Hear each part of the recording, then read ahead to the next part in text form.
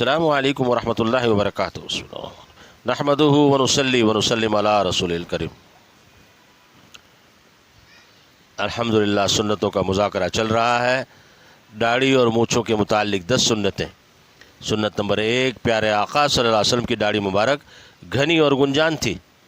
سنت نمبر 2، داڑھی ایک مشت یا اس سے کچھ بڑی رکھنا سنت ہے۔ سنت نمبر 3، داڑھی کے بال زیادہ بڑھ جائیں تو اس کو کاٹنا سنت ہے، مگر ایک مشت سے کم داڑھی نہ ہو۔ جان دو عالم صلی اللہ علیہ وسلم داڑھی مبارک کو طول و عرض سے کم کرتے تھے۔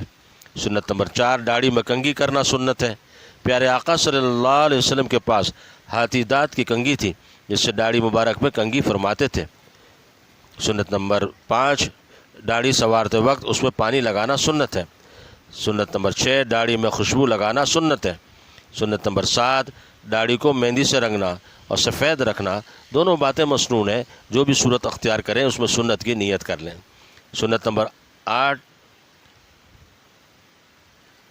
ریش بچہ، نیچے کے ہونٹ کے بال نیچے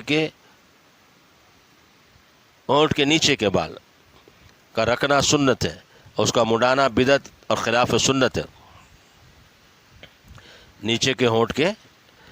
نیچے والے ہونٹ کے نیچے جو بال ہیں انہیں ریش بچہ کہلاتا ہے۔ سنت نمبر 9، مونچھوں کو کتروانے میں مبالغہ کرنا سنت ہے۔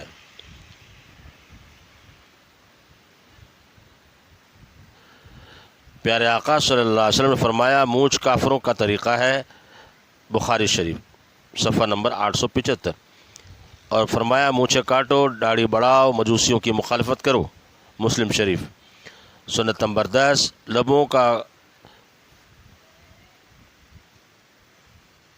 لبوں کے بال کاٹنا سنت ہے۔ لبوں کے بال بڑے ہوئے چھوڑ دینا خلاف سنت ہے۔ ایک شخص کے لب کے بال بڑے ہوئے تھے تو پیارے آقا صلی اللہ علیہ وسلم نے مسواک اور کینچی منگوائی اور اسے کاٹ ڈالا۔ مسئلہ، داڑھی کا خط بنوانا جائز ہے۔ مسئلہ، خشخشی داڑھی رکھنا خلاف سنت ہے۔ رحمت کائنات صلی اللہ علیہ وسلم نے فرمایا، یہ قوم لوط کی عادت تھی۔ آقا صلی اللہ علیہ وسلم فرمایا، قوم لوط کی 10 عادتیں تھیں جس کی وجہ سے وہ ہلاک ہوئے۔ ان میں ایک داڑھی کاٹنا اور تراشنا تھا۔ داڑھی چھوٹی کرنا قیامت کی علامت ہے۔ حضرت کعب احبار رحمۃ اللہ علیہ فرماتے ہیں، آخری زمانے میں ایک جماعت ظاہر ہوگی، داڑھی کو کبوتر کے دم کی طرح چھانٹے گی، یعنی داڑھی چھوٹی کرے گی۔ اللہ سبحانہ و تعالی ہمیں سنتوں کا اتباع نصیب فرمائے، سنتوں پر عمل کرنے والا، رحمت کائنات صلی اللہ علیہ وسلم کی سنتوں کو پھیلانے والا بنائے۔ آمین آمین آمین۔